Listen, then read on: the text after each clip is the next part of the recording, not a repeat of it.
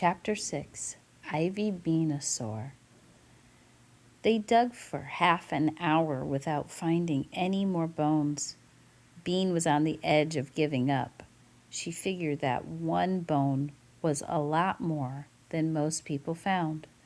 But then she thought of Mary Anning. Chip, chip, chipping for a year. She didn't want to be wimpier than Mary Anning or Ivy. So she dug and dug. Ivy's nose was running, and she had mud all over her. Also, her feet had gone to sleep from being kneeled on. But she didn't give up either. She combed through each new load of dirt with her fingers, feeling for bones. She found a lot of rocks. She found a marble. She found a piece of blue plastic. Then her fingers, burrowing into the mud like worms, plucked out another bone. Then this one was shorter and thicker, but it was definitely a bone. "I've got another," she called. Bean dropped down beside her and looked at the gray-brown lump. "We rock," she said. "No, we fossil," giggled Ivy. She dusted the bone carefully and put it next to the first one. "We can put them together later," she said. "How do you put them together if you don't know which dinosaur it is?" asked Bean. "It's like a puzzle, I think. You look at the pieces that fit together," said Ivy. "You can look at dinosaur bones too. So it's a lot easier for us than for Mary Anning. She doesn't have any pictures to look at, but she remembered. Mary Anning found the whole ichthyosaur, so she didn't need to put it together. It's sort of cheating to find the whole thing," said Bean. "Oh man, here's a big one." She fished around in the dirt and pulled out a thick, heavy bone. It was a very serious-looking bone. Bean held it up. It reached from her hand to her elbow. She whistled. "This is no little cute dinosaur. This is a big, scary dinosaur." What is that? Just the little finger," said Ivy's dreamily. "A monstersaur," said Bean. "An Ivybeanosaur," said Ivy.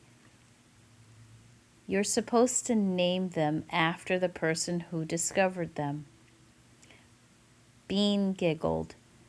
Then her shovel hit something hard. Another bone appeared. This one smooth and rounded. "Whoa, Nellie," cried Bean. "I think I got a piece of its skull." A few minutes later, Bean found another small bone. Ivy found two more, one big, the other medium. There was no doubt about it. The backyard had been swarming with dinosaurs. "You know," Ivy said, holding up her ninth bone, "they didn't even call out when they found them now. Mary Anning was 12 when she found her ichthyosaur. We're only 7.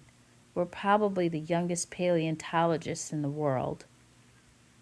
Bean stopped digging and leaned on her shovel. "The youngest paleontologist in the world. Ivy, you know what that means, huh?" "It means we're record breakers."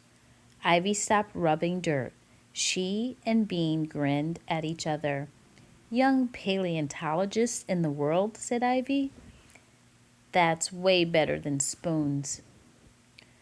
By the time Ivy had to go home, the girls had found 17 bones.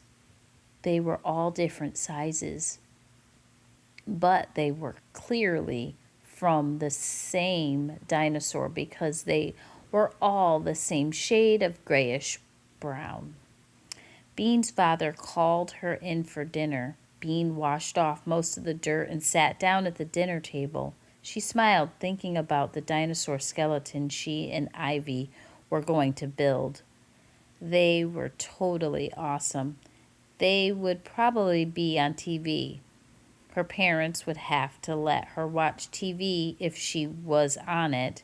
Bean noticed that Nancy was sneering at her. She was still mad about the octopus. If I ever catch you looking at one of my glass animals again, you'll be sorry, Nancy hissed while their father served up their pasta. What am I supposed to do? Put a blindfold on when I go into your room? You're not supposed to go into my room, said Nancy, because it's my room.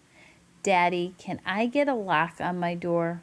No, said Dad, bringing in their bowls. Bean stared at her pasta. It looked funny, but she decided not to say so. This pasta looks weird, said Nancy. That's what I thought, but I didn't say it, said Bean. Mom says if you can't say something nice about your food, you shouldn't say anything at all. Nancy lifted one eyebrow and said, Little children who break dishes, steal other people's stuff, and screech their brains out have no right to talk about what other people do. How about if we don't talk at all for a little while, suggested Dad. Fine with me, said Nancy. Me too, said Bean. So she didn't tell them anything about the amazing dinosaur found in the backyard. Serves them right, she thought. I'll be the youngest paleontologist in the world, and they won't even know it.